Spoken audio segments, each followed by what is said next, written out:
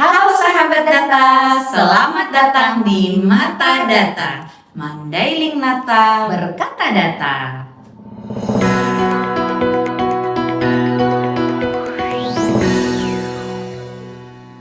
Kalian semua udah pada nonton Podhub episode yang ini belum? Nonton bareng yuk!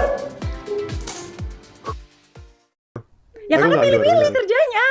Tapi kerja emang harus milih-milih nggak sih? Ya kalau misalnya kan ini kan data pengangguran kan, karena mungkin yang nggak sesuai sama dia ya, jadi maksudnya dia nggak mau ya jadi pengangguran. Iya, gitu. iya. Bukan berarti pengangguran saking nggak dapetnya kan gitu. Tapi nggak dapet. Emang nggak kerja dapet? sih, emang nggak dapet.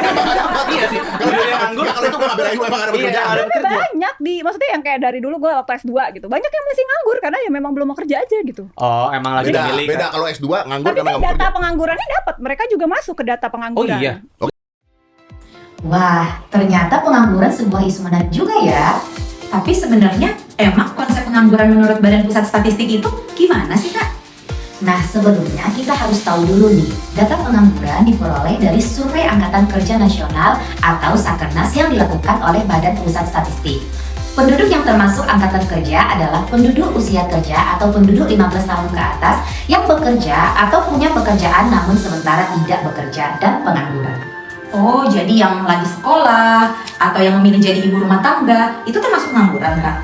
Nah, selain angkatan kerja, ada juga penduduk yang bukan angkatan kerja, yaitu penduduk usia 15 tahun ke atas yang tidak bekerja dan tidak menganggur. Misalnya, sedang bersekolah, mengurus rumah tangga, ataupun melaksanakan kegiatan lainnya selain kegiatan pribadi.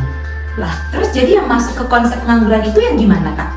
Pengangguran terdiri dari penduduk usia kerja yang tidak punya pekerjaan dan sedang mencari pekerjaan, tidak punya pekerjaan dan sedang mempersiapkan usaha baru, tidak punya pekerjaan dan tidak mencari pekerjaan karena merasa tidak mungkin mendapatkan pekerjaan, serta sudah punya pekerjaan dan usaha tetapi belum mulai bekerja atau berusaha. Oh, jadi berarti kalau kemarin aku buka-buka website Badan Pusat Statistik Mandailing Natal, Kak, ada tuh tulisannya TPT 7,45. Artinya apa, Kak? Nah, TPT itu atau tingkat pengangguran terbuka adalah persentase jumlah pengangguran terhadap jumlah angkatan kerja.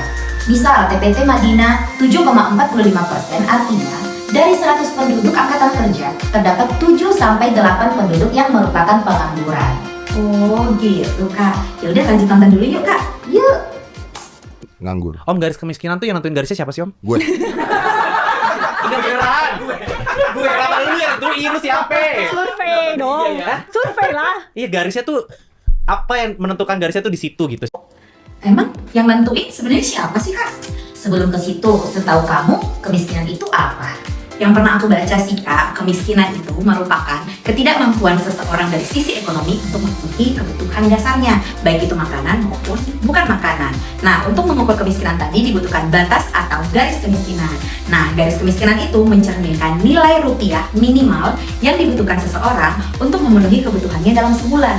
Tapi, garis kemiskinan itu sebenarnya konsepnya gimana dan yang nentuin siapa Kak? Oke. Garis kemiskinan diperoleh dari hasil Survei Sosial Ekonomi Nasional atau Susenas yang dilaksanakan oleh Badan Pusat Statistik. Dalam mengukur kemiskinan, BPS menggunakan konsep Basic Needs Approach atau kemampuan dalam bahan dasar mengacu pada pedoman yang diterbitkan oleh World Bank. Penduduk dikatakan miskin apabila memiliki rata-rata pengeluaran per kapita per bulan di bawah garis kemiskinan. Misal, pada Maret 2024, garis kemiskinan Kabupaten Mandailing Natal sebesar Rp519.553 per kapita per bulan. Artinya, jika pengeluaran per kapita per bulan di bawah 519.000, maka akan masuk dalam kategori penduduk miskin. Berarti kalau pengeluaranku sudah di atas 520.000 di Mandailing Natal, aku udah termasuk gak miskin kan? Belum tentu.